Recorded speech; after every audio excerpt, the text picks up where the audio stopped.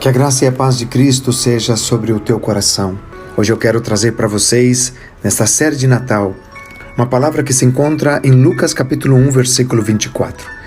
Se você observar Lucas 1 e 2, você vai ver que é como uma novela, é como uma história contada de duas famílias, uma parte aqui, outra parte ali.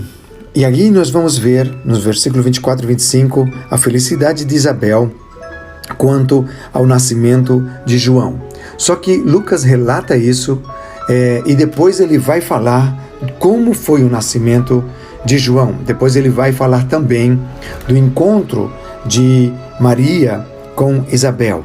Então você vê que ele segue não uma ordem exata dos fatos, mas ele narra um pedaço aqui, depois adianta ali, e aí nós vamos montando nessa experiência maravilhosa dessa novela bíblica, desse seriado bíblico. Louvado seja Deus. É importante que a gente entenda isso. Então, quando a gente olha para Lucas 1, 24 e 25, nós vamos ver que Deus fez um milagre. E esse milagre é o milagre da restauração e da dignidade na vida de Isabel. Logicamente também na vida de Zacarias. Diz a Bíblia que passado esses dias, Isabel, sua mulher, concebeu e ocultou-se por 5 meses, dizendo: assim me fez o Senhor, contemplando-me para anular o meu opróbrio perante os homens. Quando eu penso nessas palavras de Isabel, que ela estava debaixo de uma vergonha, debaixo de uma situação de desprezo. Imagina, ela era a esposa de um sacerdote. Ela vinha de família sacerdotal. Então se subentende ou se subentendia que ela era uma mulher abençoada por Deus. Mas qual era a evidência para os judeus de que uma mulher era abençoada por Deus? Se ela tinha filhos. Se ela não podia ter filhos, se ela era estéril, e esse era o caso de Isabel. E nós já vimos que Isabel foi justa e foi irrepreensível, como também seu marido foi, em todos os seus dias e em todos os seus caminhos. Agora, Isabel, ela tinha essa limitação e ela continuava firme mesmo com essa vergonha, mesmo com o entendimento que as pessoas tinham a respeito dela, de que ela estava em pecado, de que ela estava em desobediência, que ela estava sendo castigada por Deus pelo fato de não poder dar filhos ao seu marido. Isabel continua firme, Isabel continua íntegra, e aqui Deus visita Isabel, Deus concebeu a Isabel, ela ficou grávida. Glória a Deus. Sabe, esse ano de 2020, na tua vida, na vida de todos nós, pode que tenha sido um ano muito difícil, um ano de vergonha, um ano de opróbrio, um ano onde você talvez olhe em uma retrospectiva e diga: eu não tenho produzido muito, a produção tem sido muito pequena. Meu Deus, até mesmo alguns podem chegar agora em dezembro e dizer: esse ano foi um ano de esterilidade, foi um ano que eu quero apagar da minha memória. Mas eu quero dizer que não faça isso. Não considere 2020 como um ano perdido. Porque mesmo que Isabel passou anos de sua vida sem dar a seu marido um filho, não eram anos perdidos. Eram anos de opróbrio, eram anos de vergonha. Diante das pessoas, sim. Porque as pessoas criam expectativas sobre nós que não são as mesmas que Deus tem a nosso respeito. Pessoas colocam-nos em um patamar que Deus nunca colocou. Ou pessoas nos jogam nos calabouços da vida que Deus nunca nos jogou. Então, as opiniões das pessoas a teu respeito ou a meu respeito variam diariamente. Basta ela ouvir um comentário negativo, elas criam já uma ideia sobre alguém. Se houve positivo, então essa ideia pode ser mudada. E essa oscilação ela é constante. Então, na vida de Isabel havia sim uma vergonha, havia sim um opróbrio, havia sim um conceito de que a mulher que não dava filhos a seu marido, ela era uma mulher onde Deus tinha pesado a sua mão e a tinha castigado. Mas para Deus, não era assim que ele pensava. Deus olhava para Isabel e via que ela andava de forma justa, ou seja, Isabel como Zacarias eram salvos. Deus olhava para Isabel e via que ela era íntegra, que ela era irrepreensível em todos os seus caminhos. Quando Isabel menciona no versículo 25 que ela tinha um opróbrio que Deus tirou, é porque as pessoas olhavam essa limitação e não olhavam as qualidades de Isabel. Como foi 2020 para você? Talvez as pessoas olharam somente para o teu opróbrio, para as tuas limitações, e de aí tiraram definições a teu respeito. Pessoas podem tirar definições a meu respeito sem me conhecer, simplesmente por uma situação de limitação, de fraqueza. É assim que as pessoas se comportam. E lá nos dias de Zacarias e Isabel também foi assim. Agora, como Deus estava olhando para Isabel? Deus estava olhando, e como é o nome de Zacarias, Deus se lembrou de Isabel.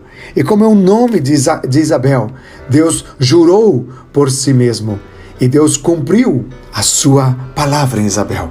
Entendam isso da parte do Senhor. Deus, Ele está olhando para você, mesmo com as tuas limitações. E Ele tem planos. Os pensamentos do Senhor são mais altos que os teus. Agora, quando as pessoas te olham, elas não olham com pensamentos para você. Elas não olham com propostas, com projetos. Elas não olham para dinamizar o teu potencial, para te consolar, te fortalecer, te animar. Como cristãos, como irmãos em Cristo, assim devemos olhar uns para os outros. Mas em termos gerais, a sociedade, o mundo não vê assim. Agora, quando Deus olha para você, Ele está vendo a tua esterilidade. Ele está vendo como foi o teu ano de 2020. Ele está vendo as tuas limitações. Mas Ele se lembrou de você. Ele se lembra de você.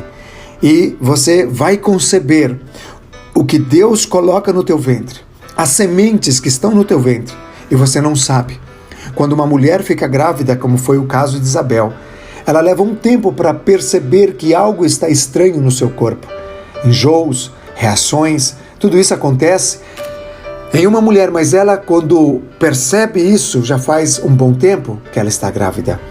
Deus colocou uma semente no útero do teu coração. Deus colocou uma palavra de vida em você. Receba isso hoje, em nome de Jesus. E talvez você ainda não conseguiu perceber essa palavra. Essa palavra que gera vida e gera transformação. Mas você vai começar a sentir os sintomas.